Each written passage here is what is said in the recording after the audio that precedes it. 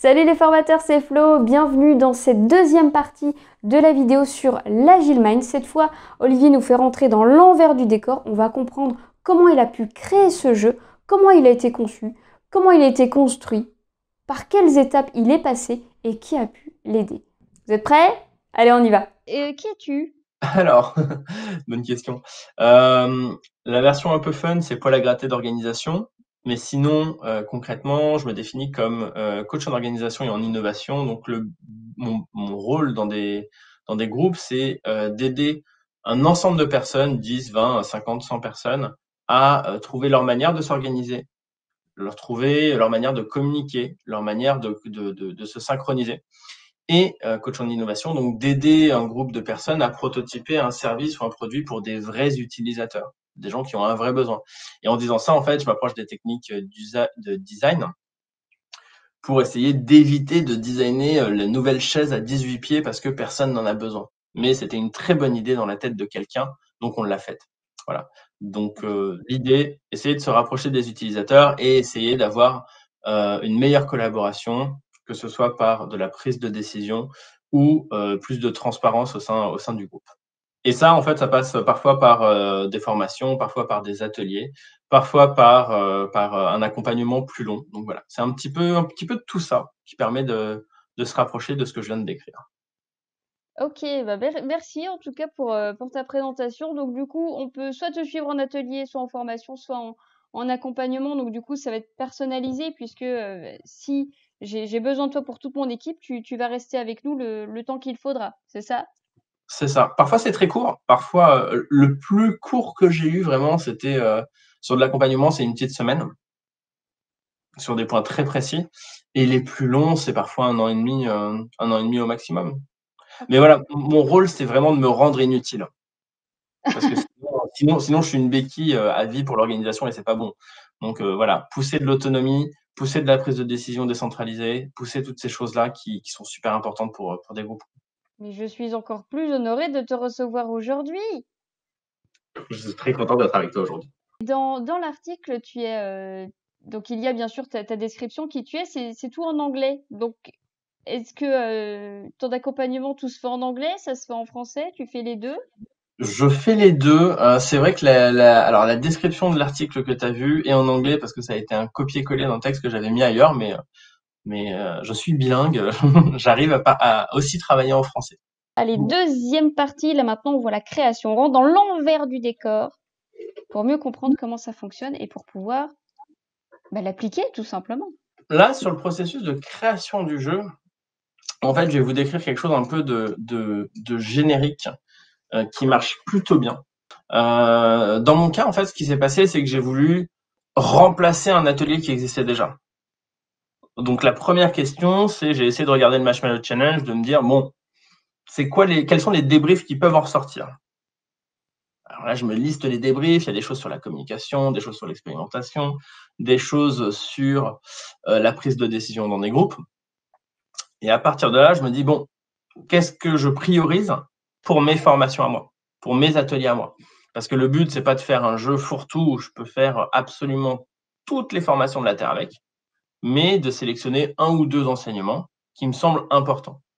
Moi, dans mon cas, ce que j'ai ressorti, c'était, l'importance d'expérimenter, de tester les choses pour avoir du feedback et donc le feedback qui va avec et parfois sur les groupes, je parle un petit peu de prise de décision collective. Voilà, en gros les 2 aspects qui m'ont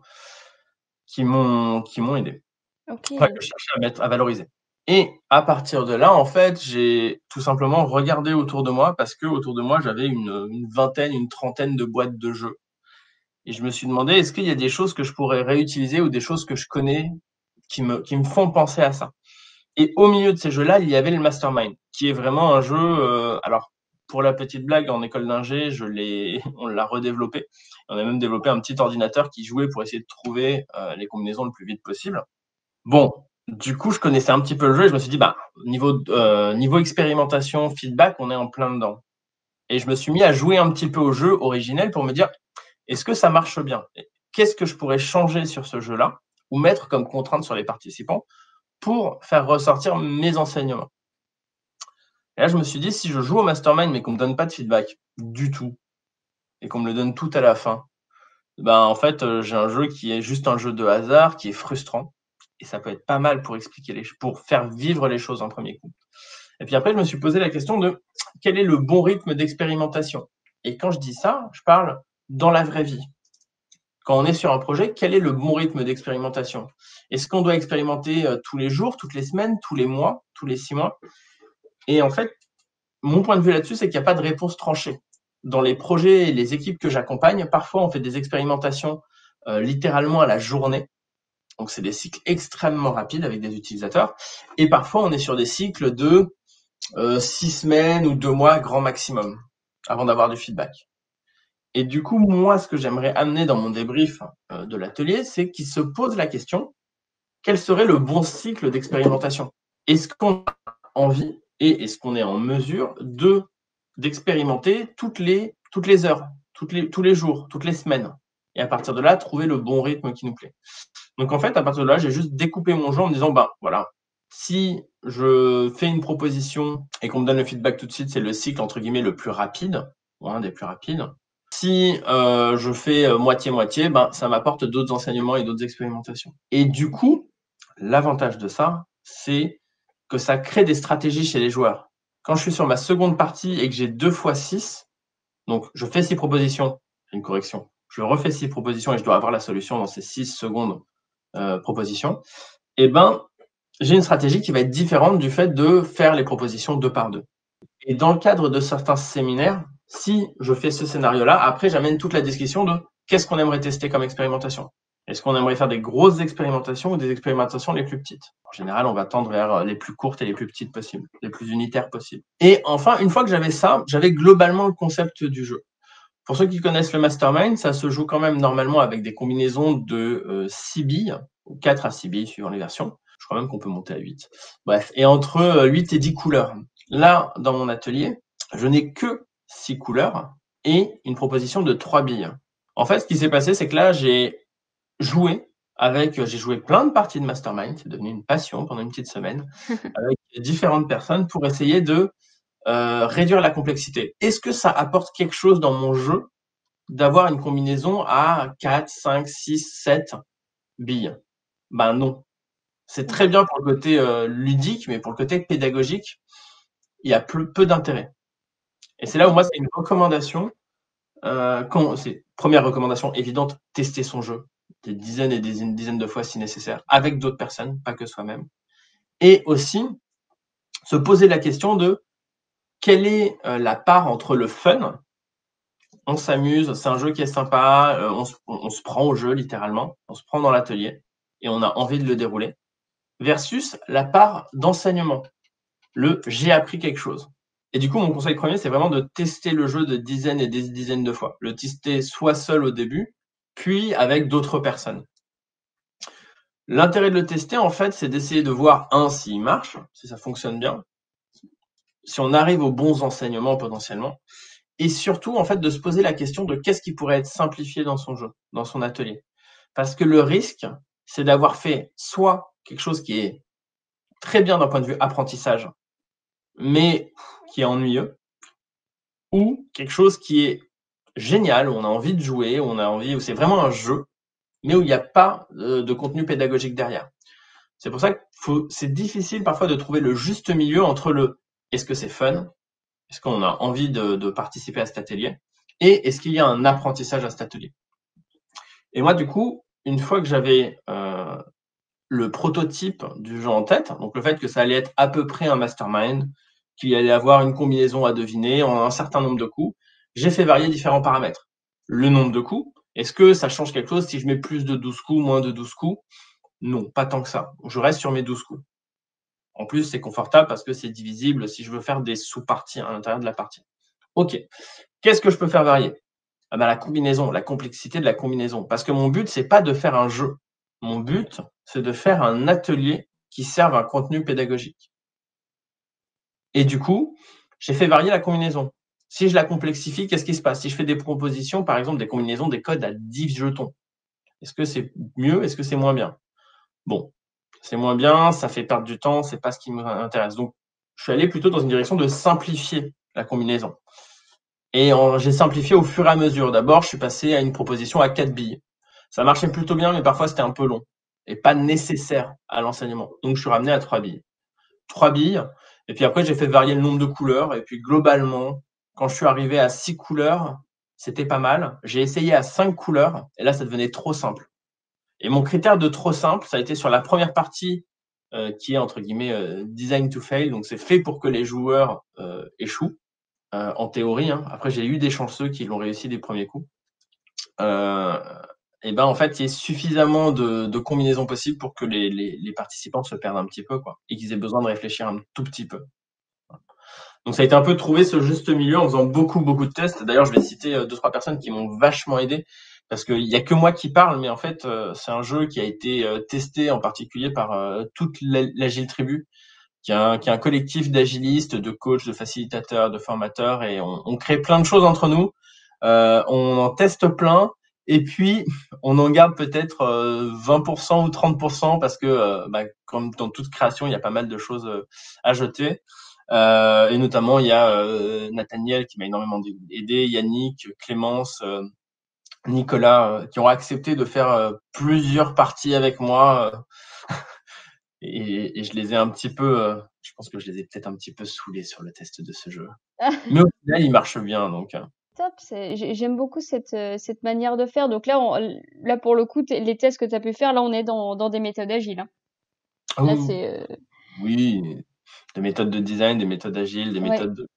Bref, juste on teste les choses parce qu'on sait pas ce qui marche. Et ça, je trouve top parce que on parle souvent de design et c'est souvent des choses qui sont un petit peu floues.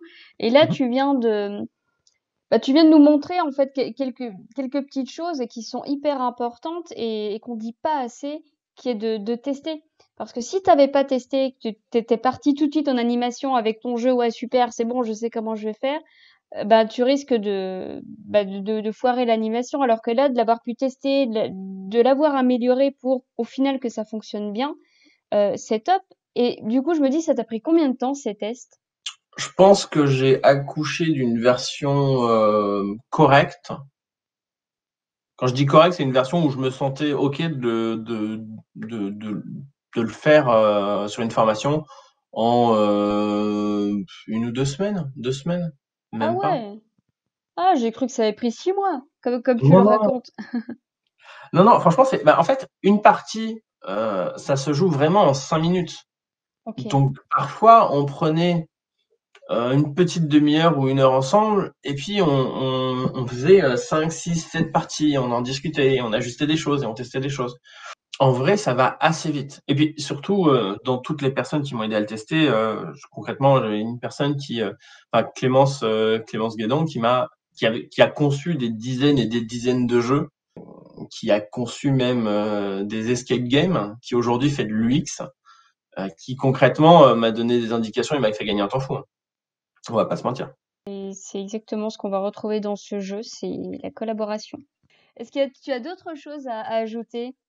Oui, il y a une chose que j'ai découvert bien après mes premières parties, et bien après l'avoir joué et l'avoir déroulé dans différentes formations. J'ai joué une fois, enfin j'ai déroulé l'atelier avec un groupe où il y a une personne qui était en retrait, mais qui était pas en retrait sur toute la formation, mais juste sur cet atelier-là, je l'ai trouvé un peu en retrait. J'ai essayé de comprendre pourquoi, et en fait, cette personne avait des difficultés sur les couleurs, une certaine forme de problème visuel. Et globalement, c'est le moment où je me suis dit, ah, mon atelier, il a été conçu entre personnes qui ont pas trop de mal pour différencier les couleurs. Et du coup, j'avais ce biais dans mon jeu, dans mon atelier, qui était, tout le monde va faire la différence entre une bille rouge et une bille verte. Ce qui est faux, en fait. Ouais. Du coup, c'est quelque chose que j'ai appris après, et je remercie cette personne parce qu'aujourd'hui, quand je le déroule, parfois, j'inclus directement le fait de mettre des lettres plutôt que des billes de couleur. Et en fait, je pense que ça m'est arrivé à peu près 6 mois ou 7 ou 8 mois après avoir créé une version qui marchait bien. Donc, moi, mon petit dernier conseil, c'est d'être toujours ouvert au changement, à ce genre de changement, et de se dire, voilà, là, c'est la première fois où j'ai eu ce feedback. J'ai dit, OK, pas de souci. à partir de maintenant, on change l'alphabet. Donc ça arrivait dès la deuxième, troisième partie. J'aurais dit, bah écoutez, maintenant on va juste changer, au lieu de parler de billes de couleurs, on va faire avec A, B, C, D, E, donc 6 lettres. Ça change rien, les règles sont les mêmes, mais comme ça, tout le monde peut participer. Et ça a été une histoire qui m'a un peu marqué. Et maintenant, je sais que quand je conçois des ateliers, j'essaye de me poser la question de si j'ai quelqu'un qui a une difficulté au niveau de la vue, qui a un handicap ou qui a quelque chose qui l'empêcherait d'interagir avec mon atelier, qu'est-ce que ça pourrait être? Et du coup, comment je peux simplifier mon jeu ou l'ajuster pour que toute personne puisse y participer, que ce soit inclusif en fait. Ah ouais, alors ça c'est top. Même si pour le coup ça n'a pas dû être agréable au moment où tu l'as animé, où tu te dis mince comment je peux faire pour corriger tout ça, que la personne soit intégrée. Là au moins tu te poses la question à chaque fois et tout le monde, hein, tout formateur devrait se la poser. Est-ce qu'il y a quelque chose qui peut bloquer? Est-ce qu'il y a un biais quelque part? Bah, on se sent un peu con pendant 5 minutes, mais après on est content parce que on y repense et ça marque, c'est bien. Oui. Eh bien, merci Olivier pour tous ces conseils et surtout ce jeu formidable. En 2 parties, on a pu découvrir, bah, d'abord le jeu, comment il fonctionnait et puis tous les trucs et astuces pour pouvoir l'animer. Merci pour ça. Juste en dessous de la vidéo, on mettra bien entendu le lien et ton contact évidemment pour pouvoir, en savoir plus sur toi. Je n'hésiterai pas bien sûr à marquer toutes les personnes que tu as pu citer, précédemment. Trop bien. Bah, merci à toi et puis je te dis à très bientôt. À très bientôt. Bien, merci d'avoir suivi cette vidéo. Vous avez compris à quel point il est important d'avoir du feedback, d'avoir du débriefing et de les intégrer dans nos jeux. Mais j'insiste ici sur l'importance de tester une animation avant de l'animer tout simplement. Là, vous l'avez vu, il a eu l'idée du jeu, mais entre l'idée du jeu et le fait de partir en atelier, il s'est quand même passé quelques semaines, pendant lesquelles il a pu réfléchir, il a pu collaborer, se dire bah non, finalement, comment je peux faire pour simplifier? Qu'est-ce que je retire? Comment est-ce que je peux l'adapter au cas où il y aurait un handicap visuel, ce qui lui est arrivé? Et cet exercice-là qu'il a pu faire, eh bien, je trouve que ça vient parfaitement illustrer ce qu'on vit au quotidien dans nos formations. C'est-à-dire que lorsqu'on va créer une activité, un jeu, peu importe comment on l'appelle, il faut toujours qu'on se dise quel enseignement je veux en tirer. Qu'est-ce que je veux faire comprendre à mes apprenants? Donc on va toujours faire le lien entre finalement, il sert à quoi? Qu'est-ce que j'essaie de faire? C'est quoi le but de ce jeu? Et vous comprendrez aussi l'importance de tester son animation avant de la lancer. Mais merci d'avoir suivi cette vidéo, j'espère qu'elle vous aura plu. N'hésitez pas à liker, allez voir dans les commentaires, bien sûr, il y a le lien dans l'article, dans les 2 vidéos, donc celle de la semaine dernière et ici aussi. Et moi, je vous retrouve la semaine prochaine pour une nouvelle vidéo.